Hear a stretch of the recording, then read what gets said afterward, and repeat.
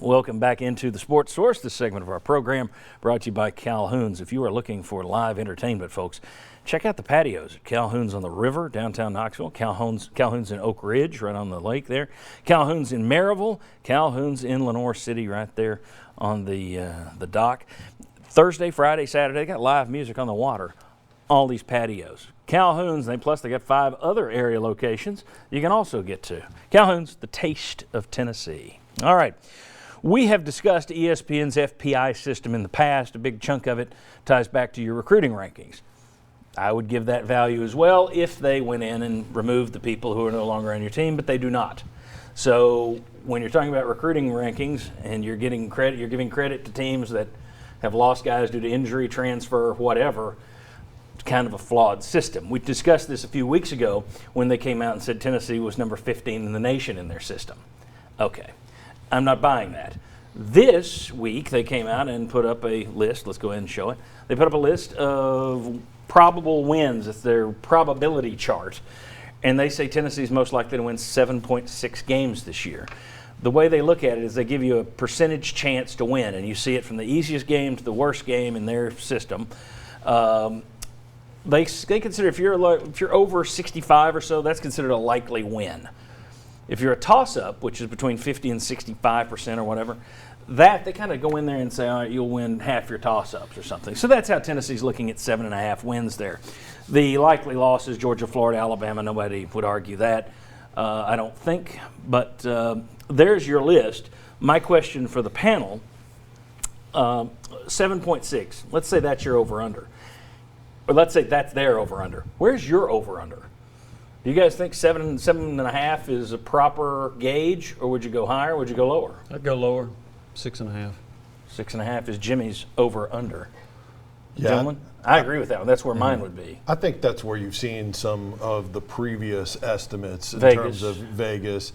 6.5, I think, makes a lot of sense because when you look at this team, to me, it's either it's a 6 or 7 win team. So 6.5 is a good number, I think.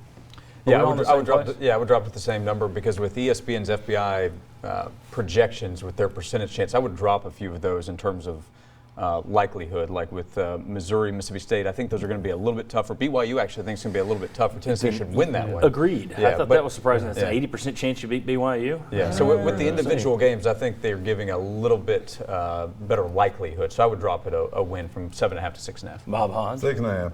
Okay. Yeah, and they even have Vanderbilt in the likely to win. They've lost 3 straight to them. So. And 5 out of 7. Right. And in South Carolina, they haven't beaten Will Muschamp. And Missouri beats you like a drum. That was the one that stood out to me with South Carolina. You got a 63% chance of beating them, and you haven't done it in quite a while. I agree with it in the toss-up category, just that percentage. Yes. Is Yeah. Yeah, I guess some of those, I would put the BYU, I don't know if it's a real total toss-up, but I'd have it in the toss-up range more than the likely win range. Right. And some of those toss-ups, if you told me, all right, which way are you going on the toss-ups, I would lean toward loss on some of the toss-ups until they prove otherwise. Right. Some of the ones we've just mentioned. If Brigham Young, to me, I'd have it about 60% Tennessee. I wasn't it 80% or something? Yeah, it was 80. Remember, I don't see that. I watched Brigham Young a little bit last year. I saw them in a bowl game. They got a really good quarterback. Tight ends are good. Pretty good defensive players. I think that's going to be a tough game for Tennessee. Yeah, here's the thing. With a young offensive line, and let's assume Trey Smith isn't on the field. I mean, you hope he's back, but you can't count on that at this point. If you've got a young offensive line without Trey Smith, they're probably not going to be good early in the season when you're facing BYU. It's kind of like what we talked about last year going into the season. It's like, I wish West Virginia was a little later in the year. Maybe you will have improved. Of course, that didn't happen either. But the point is, I think that playing BYU where you play them doesn't really benefit you. If they were game 8, I might feel better about playing them or better about their chances against BYU. Yeah, like a game with Missouri, it is so difficult because we can look at the last 2 years and Missouri has just walloped Tennessee. Scored 100 points the last 2 years. It's late in the season, so late next to last week. Things can change in this conversation, but right now, I would increase the likelihood that Missouri wins that game at home versus Tennessee. All right. Very good. That was an easy segment. Let's just move on.